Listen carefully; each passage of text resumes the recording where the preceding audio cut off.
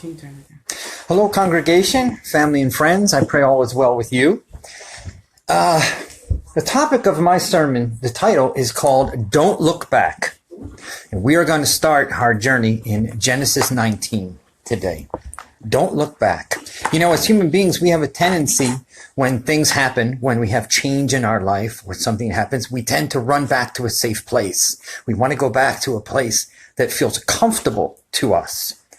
But we're going to see a situation today where God clearly is saying that when I bring you out of something, when I bring you out of a situation, don't go back. Don't look back. We're going to be talking about Lot's wife today. Now, as we're looking at Genesis 19, I can tell you right offhand that we're not going to go through the entire chapter because there's probably 7 or 8 or 10 different sermons that we can pull out of there.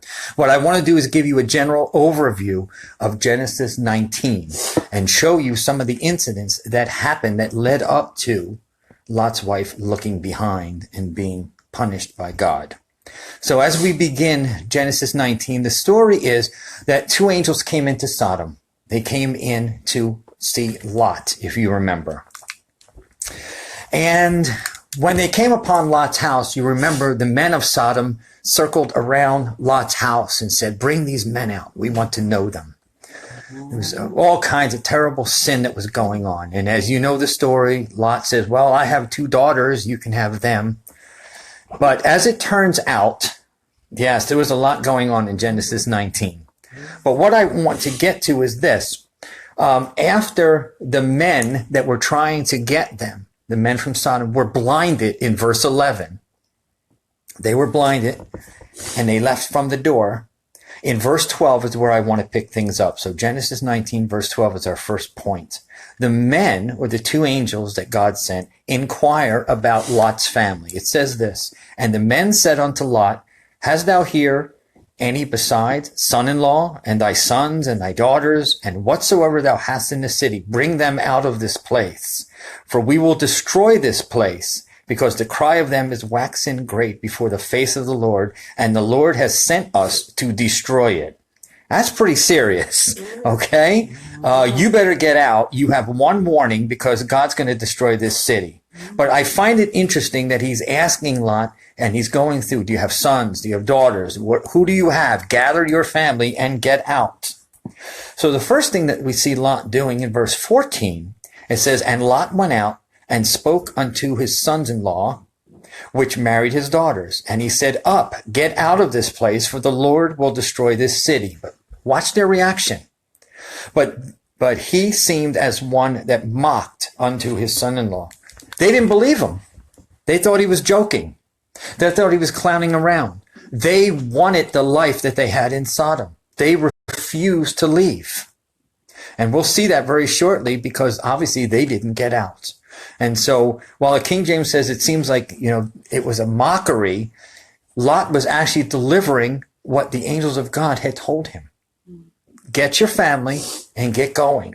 So they had an opportunity to leave, and we'll see it right here when they said they seemed like it was mocking them.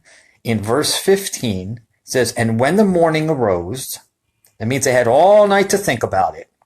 When the morning arose, the angels hastened Lot, saying, arise, take your wife, and take your 2 daughters, which are here, lest you be consumed.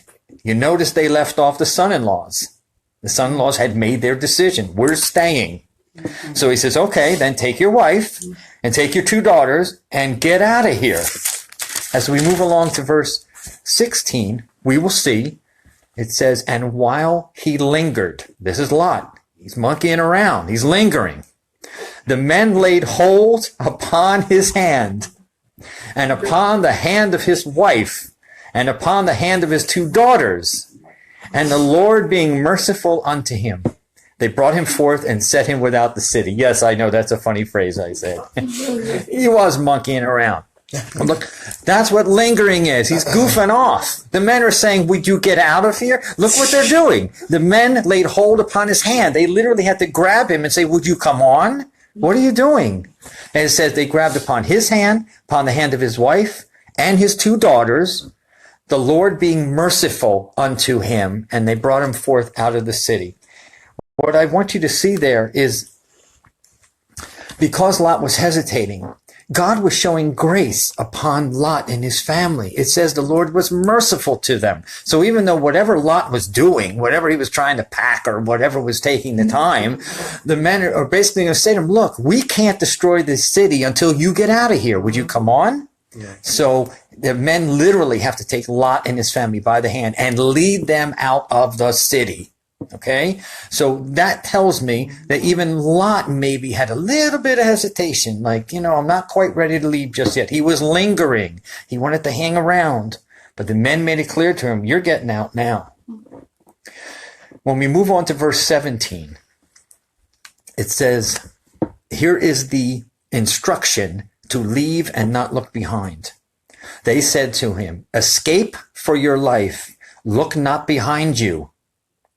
Don't look behind you. There is a very clear command. Leave and don't look back. Don't look back. Now, we see along the way as we go through further of the chapter, talk about the negotiation that Lot had with the men. Where am I going to stay? Where am I going? Into the mountains? Am I going into a city? He finally landed in a city called Zoar in verse 23. And I know I'm going quick, but I wanted to get to the main points here. Verse 24 and 25. Now, Lot and his family are safely out of the city. Look what happens, verse 24. Then the Lord rained upon Sodom and upon Gomorrah brimstone and fire from the Lord out of heaven. Does anybody know what brimstone is? Okay, that is an old-fashioned word for sulfur. Sulfur is a highly flammable material, and when it burns, it emits a thick, toxic, suffocating odor. If you smell burning sulfur, you will never forget the smell of burning sulfur.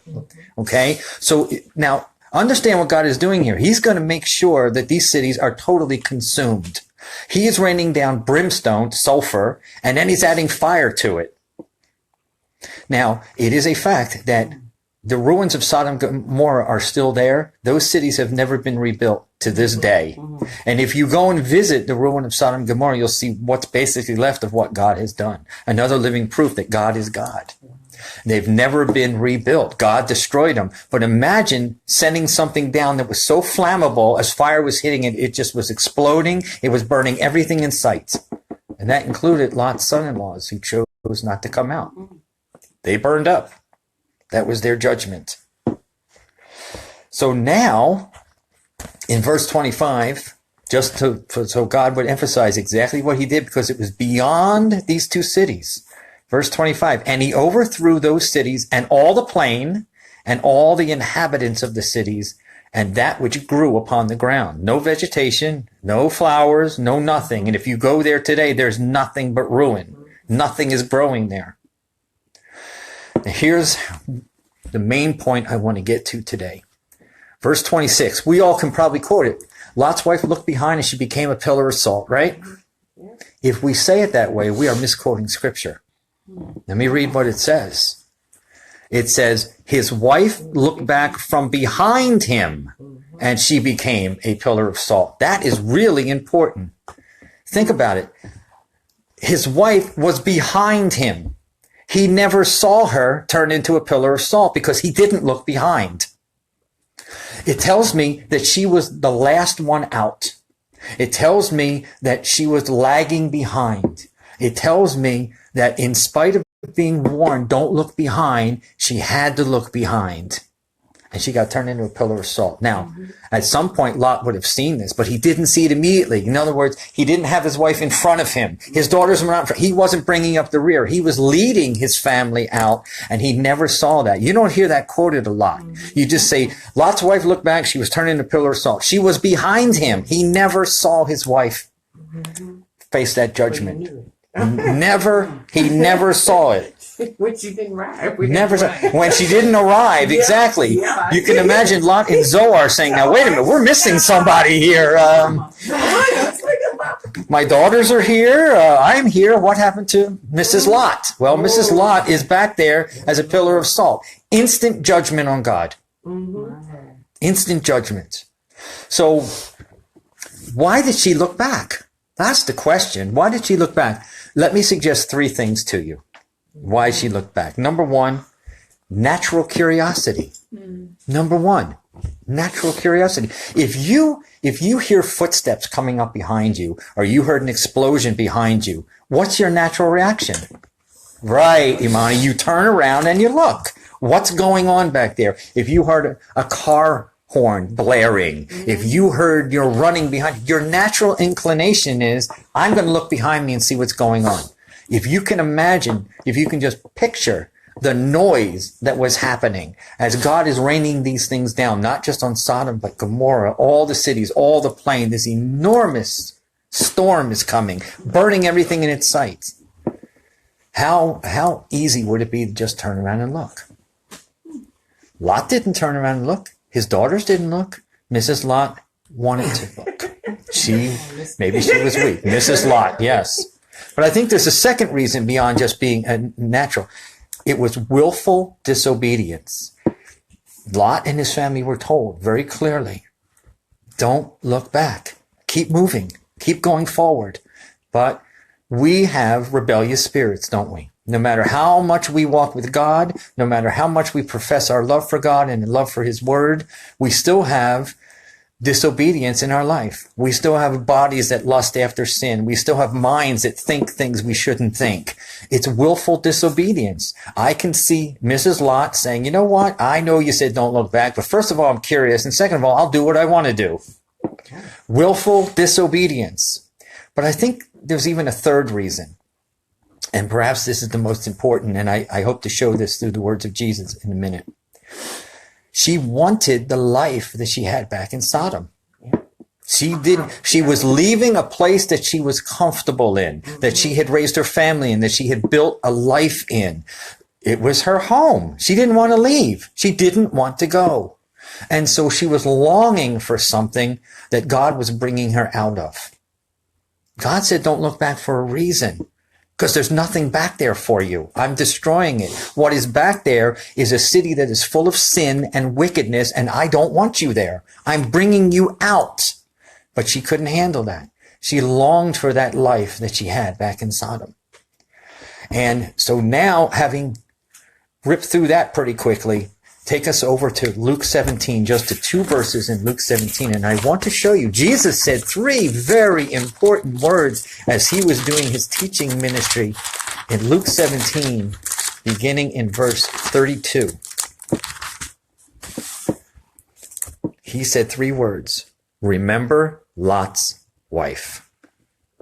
He told us, remember it. Jesus told us, remember. In other words, don't make that same mistake. When I bring you out of something, don't look back. When I deliver you from something, don't look back. Don't yearn for something that you used to have or the person you used to be, as we are being transformed in the image of Christ, as he is working in our life to make us into his image. As he brings us along on the spiritual journey, he's saying, don't look back. Don't look back. You got that sin I delivered you out of. Don't look back. Don't yearn for that sin again. I moved you from one place to another. Remember in Genesis 12, Abraham was moved out of Ur of the Chaldees. Did he ever go back? He never returned. God brought him out. God had a new plan for him, a new life for him, and he kept going. He didn't look behind. But here's the reason why Jesus is saying, remember Lot's wife. It's in verse 33. Now we have to connect these statements together. Remember Lot's wife. Whosoever shall seek to save his life shall lose it. And whosoever shall lose his life shall preserve it. Mrs. Lot made a choice. She wanted to save her life and she lost it. Lot's son-in-laws made a choice. They wanted to save their lives. They lost them. When you think about it, Lot, in a very short time, lost 3 family members. He lost his wife and he lost 2 sons-in-laws. 3 people that chose to stay or look back when God says, when I move you out of something, don't look back. When I move you along. You know, I often say, if we're always looking backwards, we can never move forwards. Mm-hmm. If you're always watching behind you, if you're always thinking, boy, the good old days was such and such, I can tell you, I am not the person I was even last week or last month. As God moves me along, as he moves all of us along, we can learn from the past, but we're not to look back and dwell back in the past. Yeah. That's the difference. Mm-hmm. Mrs. Lot decided that she wanted to save her life and she lost it. Amen. And Jesus said, if you lose your life, in other words, you will preserve it. Losing life, what does that mean? Surrendering our will to God. Surrendering our will and our thoughts to Jesus Christ, doing what God has called us to do, not what we want to do. Yeah. The difference is, if you want to preserve your life, we have to do it God's way. If we want to do it our way, we will eventually lose our life. Now, I know in this story, there was harsh judgment from God. It came quickly. But that's a warning to us that God's judgment can come at any time. And we need to make sure that we're right with God right now, this moment, because God could call us before him and our judgment could come at any time, because none of us are guaranteed another minute, let alone another breath. Amen. Not even another breath. So we need to make sure that we're right with God. So let me just encourage you with this. Wherever God has you in your spiritual walk, you are there for a reason. And if you keep obeying the Lord, following his commandments, repenting when you sin, don't look back. Don't look back on where you were. Rejoice in where God has you and where you're going in the future. Imagine if Abraham went back. He wouldn't have been the father of many nations. Imagine if Lot had not left. That family would have been wiped out. We wouldn't have read anything else about it. It would have been gone. God is serious. When he gives us a command, he is serious. He's not giving us an option. A command is a command. And when he says, flee for your life and don't look back, that's the word he's giving us today. Let's not look back. Let's look forward with excitement to what Jesus is going to do in our life, as we're not only as a church body, but also as individuals. Let us be excited where God is leading us. So the word today is, don't look back. Amen? Amen. I pray that this message has been a blessing to you.